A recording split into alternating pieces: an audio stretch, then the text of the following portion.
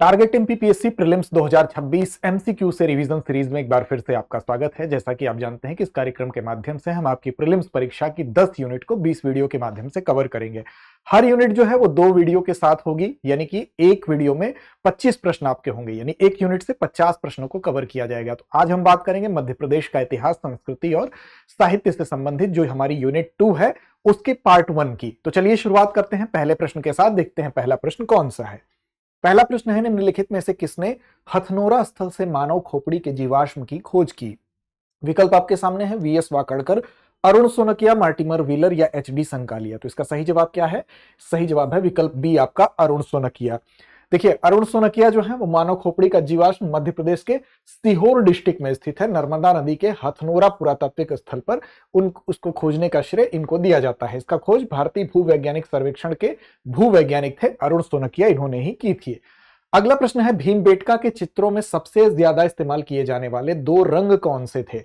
विकल्प ए काला और पीला, विकल्प बी हरा और नीला, विकल्प सी सफेद और लाल या विकल्प डी भूरा और नारंगी। तो इसका सही जवाब क्या है? सही जवाब है विकल्प सी, सफेद और लाल भीमबेटका के चित्रों में सबसे ज्यादा इस्तेमाल किए गए थे। भीमबेटका शैलाश्रय आप जानते हैं कि मध्य प्रदेश में स्थित है और भारत के मानव जीवन के सबसे पुराने ज्ञात स्थलों में से एक है। इन शैलाश्रयों की खोज कब हुई थी? तो 1957 में हुई थी। पुरातत्वविद वीएस वाकड़कर ने इसकी खोज की थी, तो इनका नाम भी याद रखना है आपको। 2003 में भीमबेटका को इसकी उत्कृष्ट प्रागैतिहासिक कला के कारण ही सांस्कृतिक दृष्टिकोण से इसके इंपॉर्टेंस को देखते हुए यूनेस्को विश्व धरोहर स्थल के रूप में भी इसको घोषित किया गया था।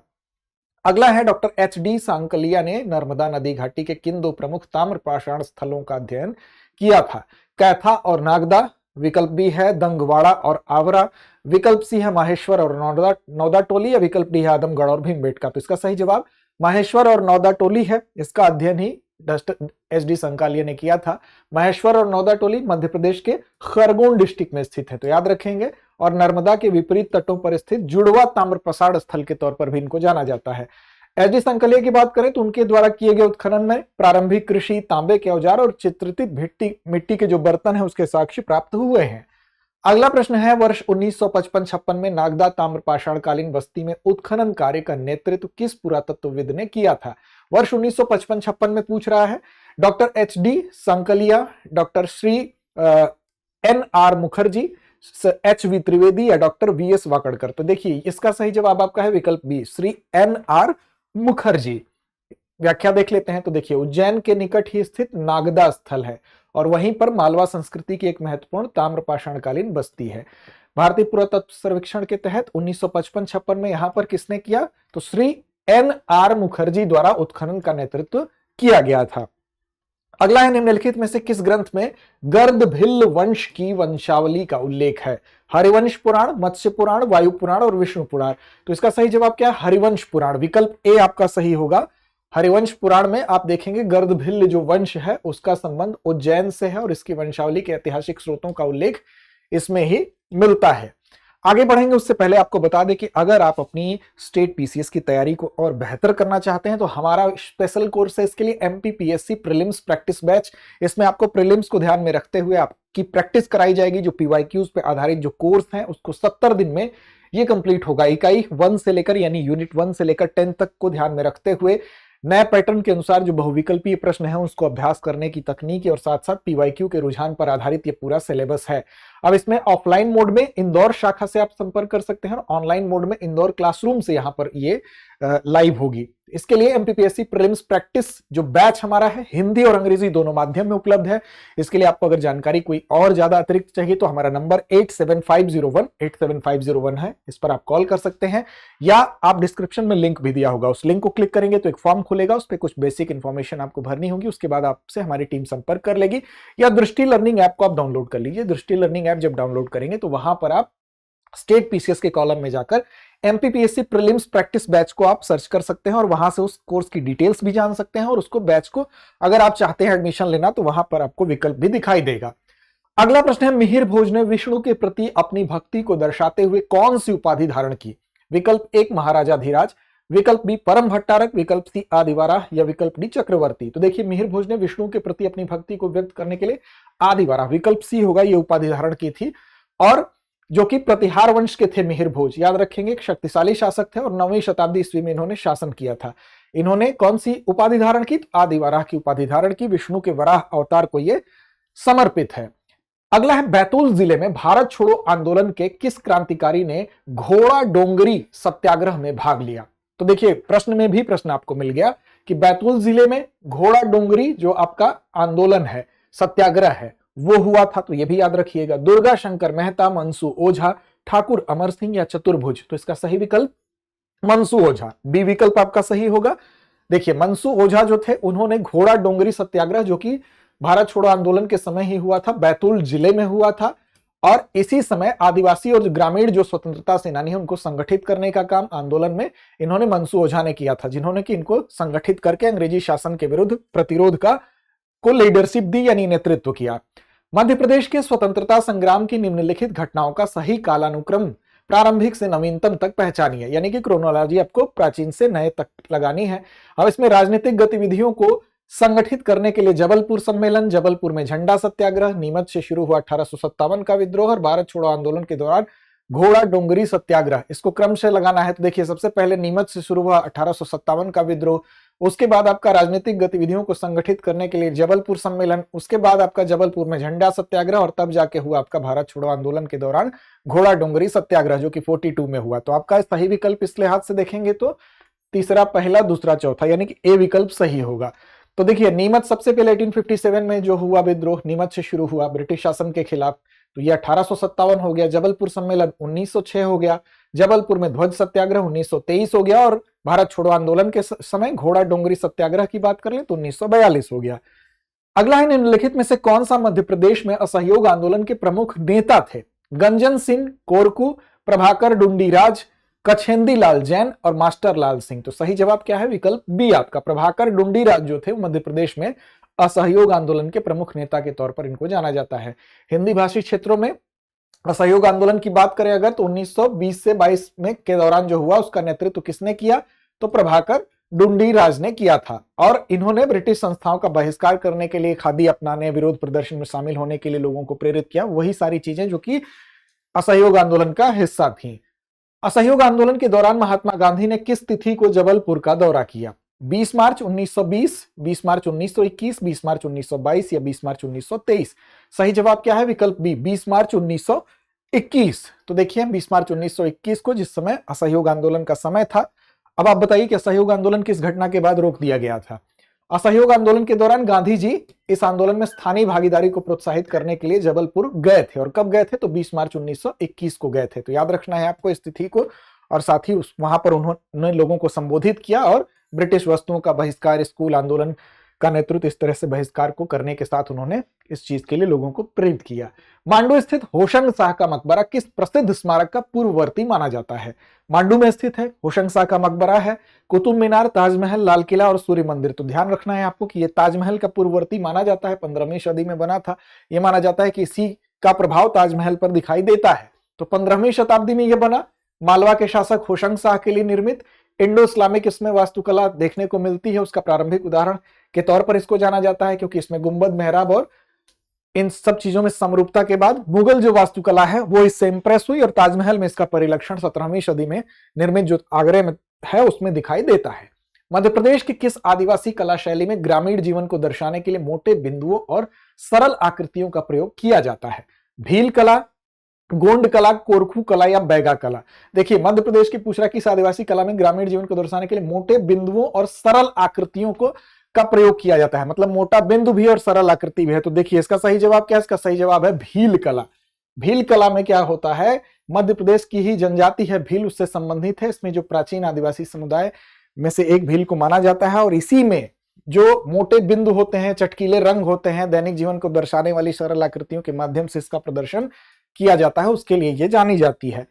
अगला है, माहेश्वरी साड़ियां किन विशेषताओं के लिए जानी जाती हैं? सूती धागों का विशेष उपयोग, 5 धारियों वाला डिजाइन एवं उल्टे किनारे, भारी मखमली काम, केवल गहरे रंग। तो देखिए 5 धारियों वाली डिजाइन और उल्टे किनारे के लिए माहेश्वरी साड़ियां जानी जाती हैं। अगर देखें तो माहेश्वरी साड़ियां मध्य प्रदेश के महेश्वर की पारंपरिक साड़ियों के तौर पर इनकी पहचान है। ये आमतौर पर सूती भी होती हैं, रेशमी भी होती हैं। इसके मिश्रण से मतलब बनती हैं, सूती और रेशमी के मिश्रण से बनती हैं। शरीर पर 5 धारियों वाले डिजाइन और उल्टे किनारों के लिए जानी जाती है, एक विशिष्ट शैली इसको माना जाता है। बटिक मुद्रण में मुख्यतः किस प्रकार की तकनीक का प्रयोग किया जाता है? ब्लॉक मुद्रण, हस्त चित्रकारी, मोम प्रतिरोध रंगाई और मुद्रण और स्क्रीन मुद्रण। तो देखिए ये बेसिकली मोम प्रतिरोधी रंगाई और मुद्रण, जिस हिस्से को नहीं रंगना है उस पे मोम लगाया जाता है, उससे संबंधित बटिक मुद्रण होता है। तो ये बेसिकली बटिक एक कपड़ा कला तकनीकी है जिसमें कि कपड़े पर मोम लगाकर कुछ क्षेत्रों को रंग भरने से रोका जाता है।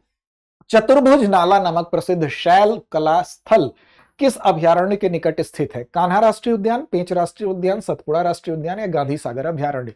सही जवाब क्या है? तो चतुर्भुज नाला बेसिकली गांधी सागर अभयारण्य के पास स्थित है। देखिए चतुर्भुज नाला शैल कला स्थल कहां पर है? शैल कला का मतलब क्या हुआ? यानी कि चट्टानों पर जो कला होती है, मंदसौर जिले में ये स्थित है। तो डिस्ट्रिक्ट भी याद रखेंगे, गांधी सागर अभयारण्य के पास ये स्थित है और भारत की सबसे बड़ी शैल कला दीर्घाओं में से एक भी है। लंबे शैलाश्रय यहां पर फैले हैं जिसमें हजारों प्रागैतिहासिक चित्रों को दर्शाया गया है, प्रदर्शित किया गया है। मध्य प्रदेश का लोकरंग महोत्सव हर साल किस अवसर पर आयोजित किया जाता है? स्वतंत्रता दिवस पर, गणतंत्र दिवस पर, गांधी जयंती पर या राज्य स्थापना दिवस पर? तो देखिए ये मनाया जाता है कब? गणतंत्र दिवस पर। तो बी विकल्प आपका सही होगा।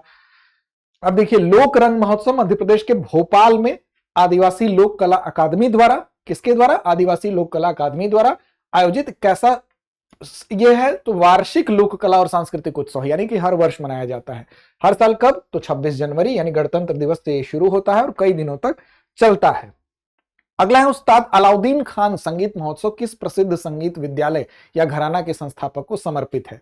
ग्वालियर घराना, इंदौर घराना, किराना घराना या मैहर घराना? तो सही जवाब आपका होगा डी, मैहर घराना। उस्ताद अलाउद्दीन खान संगीत महोत्सव की अगर बात करें तो ये समारोह प्रसिद्ध संगीतकार और संगीत उस्ताद अलाउद्दीन खान की याद में मध्य प्रदेश के मैहर, सतना डिस्ट्रिक्ट में प्रतिवर्ष आयोजित किया जाता है। मैहर घराने के ये संस्थापक थे और हिंदुस्तानी शास्त्रीय संगीत के सबसे प्रतिष्ठित घराने में से एक ये माना जाता है। मड़ई उत्सव किस आदिवासी समुदाय से संबंधित है? भील, गोंड, बैगा या बी और सी दोनों? तो देखिए गोंड और बैगा दोनों में ये मनाया जाता है मड़ई उत्सव, तो आपका विकल्प डी सही हो जाएगा, यानी कि बी और सी दोनों। मड़ई उत्सव मध्य प्रदेश और छत्तीसगढ़ के कुछ हिस्सों में, मुख्य रूप से गोंड में भी और बैगा जनजातियों के द्वारा भी बनाया जाने वाला एक प्रमुख आदिवासी त्योहार है। पांढुर्ना जिले का गोटमार मेला, याद रखेंगे किस जिले का? पांढुर्ना जिले का। किस नदी के तट पर मनाया जाता है? तो देखिए भूगोल भी इसमें आ गया, तो नर्मदा नदी, ताप्ती नदी, जाम नदी, पेंच नदी। तो ये बेसिकली जो पांढुर्ना जिले का गोटमार मेला है ये जाम नदी के तट पर, तो सी विकल्प आपका सही होगा, यहां पर मनाया जाता है, देख सकते हैं आप यहां पर। अगला प्रश्न है पोरसा में नागाजी का मेला ऐतिहासिक रूप से किस पारंपरिक विधि के लिए प्रसिद्ध है? नौका दौड़, कुश्ती प्रतियोगिताएं, पशु और व्यापार, लोक नाट्य प्रदर्शन? देखिए पोरसा में जो नागाजी का मेला है बेसिकली ये पशु और पशु व्यापार के लिए जाना जाता है, तो सी विकल्प आपका सही हो जाएगा। और ये मेला मध्य प्रदेश के मुरैना डिस्ट्रिक्ट में पोरसा में प्रतिवर्ष आयोजित होने वाले सबसे बड़े पारंपरिक मेलों में से एक है और मुगल काल से ही ये चला आ रहा है। जब उत्तरी मध्य प्रदेश में एक प्रमुख पशु और पशु व्यापार केंद्र के रूप में ये उभरा तो उस समय से ही ये मनाया जाता है। बुंदेलखंड क्षेत्र में राई, बधाई और जवारा के साथ कौन सा नृत्य रूप सूचीबद्ध है? काठी, मटकी, सुआ, ढिमराई? देखिए बुंदेलखंड क्षेत्र में राई, बधाई और जवारा के साथ कौन सा नृत्य रूप सूचीबद्ध है? तो देखिए इसके यहां पर ढिमराई होगा, डी विकल्प सही होगा। देखिए ढिमराई जो है बुंदेलखंड का पारंपरिक जो लोक नृत्य है उनमें से एक है, जिसमें कि राई भी है, बधाई है, जवारा है, इसी के साथ ये भी नोटिफाइड है, ये भी सूचीबद्ध है। और बुंदेलखंड के नृत्यों में अगर आप देखेंगे तो दीवारी भी है, बधाई है, राई है, जवारा है, सायरा है, ढिमराई है, ये सभी हैं। क्षेत्रीय सर्वेक्षण और सांस्कृतिक सूचियों में ये दिखाई पड़ते हैं। कौन सा आदिवासी समूह मुख्य रूप से परधौनी नृत्य से जुड़ा है जो अक्सर विवाह समारोहों में दिखाया जाता है? गोंड, कोरकू, बैगा, सहरिया? तो देखिए जो परधौनी की अगर बात करें तो ये नृत्य बेसिकली संबंधित है, सी विकल्प, बैगा यहां पर होगा सही जवाब। इसको परधौनी या परदौनी भी आप देखेंगे कभी कभी कहा जाता है, तो ये भी लिखा जाता है। विवाह समारोहों में स्वागत करने के समय ये जो नृत्य है उस समय ये आप देखेंगे कि औपचारिक आदिवासी नृत्य है, यानी कि लोगों के स्वागत में किया जाने वाला ये डांस है। मुख्य रूप से मध्य प्रदेश के एक विशेष रूप से कमजोर आदिवासी समूह यानी पीवीटीजी बैगा जनजाति से ये संबद्ध है। अगला है लहंगी नृत्य और दुल दुल घोड़ी क्रमशः किस क्षेत्र और जनजाति के प्रमुख नृत्य हैं? तो ये अगर देखें बघेलखंड गोंड, मालवा भील, चंबल सहरिया या निमाड़ बलाई, अगर इसमें देखें तो इसका सही जवाब क्या होगा? इसका सही जवाब होगा लहंगी नृत्य और ढुलढुल घोड़ी। ये चंबल सहरिया से संबंधित है, तो सी विकल्प आपका सही यहां पर होगा। लहंगी नृत्य और ढुलढुल घोड़ी मध्य प्रदेश के चंबल क्षेत्र में पारंपरिक लोक नृत्य है और मुख्य रूप से सहरिया जनजाति से ये संबद्ध है, इसमें यह प्रचलित है। बघेलखंड क्षेत्र के अंतर्गत वह कौन सा नृत्य है जिसे तोता नृत्य के नाम से भी जाना जाता है? बिरहा, कैमाली, सुआ, दादर। सही विकल्प क्या होगा? सी होगा, सुआ। सुआ को बघेलखंड क्षेत्र के अंतर्गत तोता नृत्य के नाम से भी हम जानते हैं, तो आपका सी विकल्प सही होगा। अगला है डंडा नृत्य और गणगौर नृत्य मुख्यतः किस क्षेत्र के अंतर्गत आते हैं? मालवा, निमाड़, बुंदेलखंड या चंबल। तो इसका सही जवाब क्या होगा? इसका सही जवाब होगा विकल्प बी, निमाड़। यानी डंडा और गणगौर नृत्य किसके अंतर्गत आएंगे? तो निमाड़ क्षेत्र का एक प्रसिद्ध ग्रामीण नृत्य है जो कि किसानों द्वारा मौसमी अनुष्ठानों पर, अवसरों पर प्रायः चैत्र और वैशाख के आसपास किया जाता है। तो ये इस एपिसोड के 25 प्रश्न थे। अब देखिए आपके लिए एक महत्वपूर्ण सोचना, अगर आप अपनी एमपीपीएससी की बेहतर तैयारी करना चाहते हैं, प्रीलिम्स से लेकर मेंस तक जीएस की संपूर्ण तैयारी करना चाहते हैं, तो हमारे पास एक बैच है एमपीपीएससी फाउंडेशन कोर्स। अब इस कोर्स से जुड़ने का आपको फायदा यह है कि आपकी पूरी बुनियादी तैयारी होती है प्रीलिम्स से लेकर मेंस तक सामान्य अध्ययन की।